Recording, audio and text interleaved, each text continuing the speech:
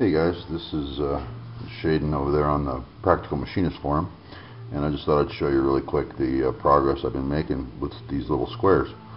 Now I've got an indicator set up here, and I am clamped. Let me slide this out of the way. I am clamped onto a block up against the fence.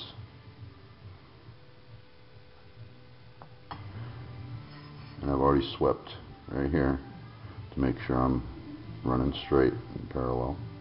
And I'm just going to check the top of that square. This is a pre-hardening condition, and this is pre-grinding condition. So this is just machine work we're looking at here. Okay, I got that set up to 0. I'm just going to slide the part across.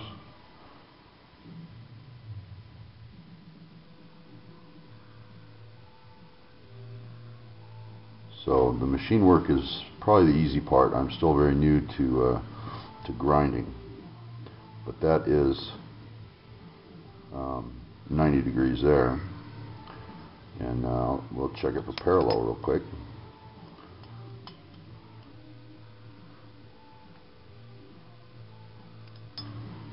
And to check the fence parallel, I'm just going to set it down here.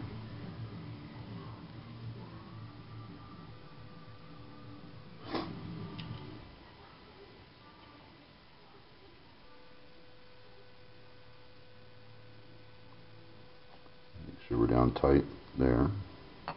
And I'm just going to sweep this top and check it for parallel real quick.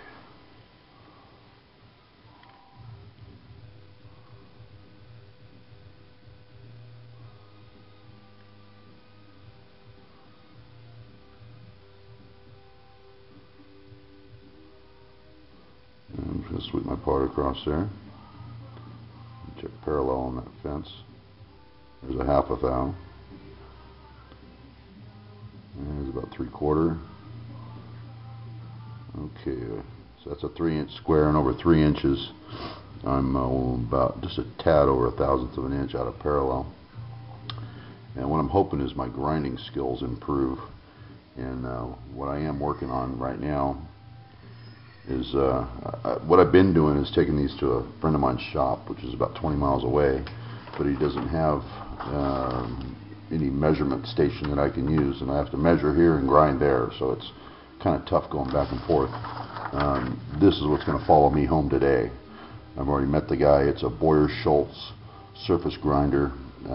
It's called the 612 surface grinder with a dust collector, and I went over and looked at it. It runs. It's pretty smooth. So I'm bringing my grinding here in-house, and I don't have to go over to a friend of mine's shop anymore. I still have been experimenting. Those are the first ones. You probably remember those. I showed you pictures of those.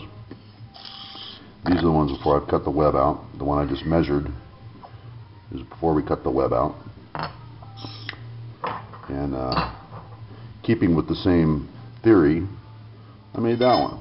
So that one's junk. As soon as I put a little, this one's been heat treated, and this thing will warp like a pretzel when I heat treated it beyond repair. I don't even think I can get in there with a grinder and fix that inner fence. So I'm not making them like that. That's too skinny, too fragile, and so that's a no. And I was playing with some sizing on the 3-inch, and I think I'm going with something about this size. That's a 3/8 radius there, instead of these are an 1/8 inch. So the size of the square is going to dictate the size of the web that I put on them.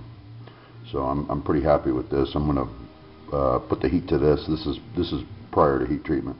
So I'm going to put the heat to this and see if she holds. And if it does, fine. If it doesn't, I'll have to make an even bigger web on the 3-inch. That's where I'm at with it. We're kind of in unknown territory here. I did add some features to these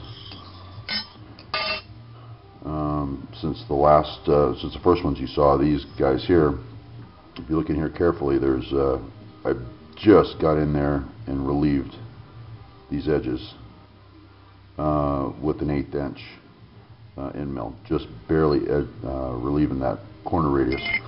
These I got in with a 1/8 inch end mill and did a 20 thousandths depth to relieve any corner radius or anything in there. So if you've got a part you're measuring that's got a wire edge, that'll clear that. Same on the 90-degree side. Did the same thing here. Just put a real shallow 1/8 inch cut in there. And then the corners, I'm going to be nibbing off the corners here, here, and here, so that you can measure something that maybe has a corner radius on it and it's not going to affect the operation at all. So we are progressing on these, and I just wanted to show you guys my progress on them and let you know that I haven't forgot about you. But keep in mind that these are still experimental and they are in development for sizing and things like that. Alright, well, thank you for watching. See you later.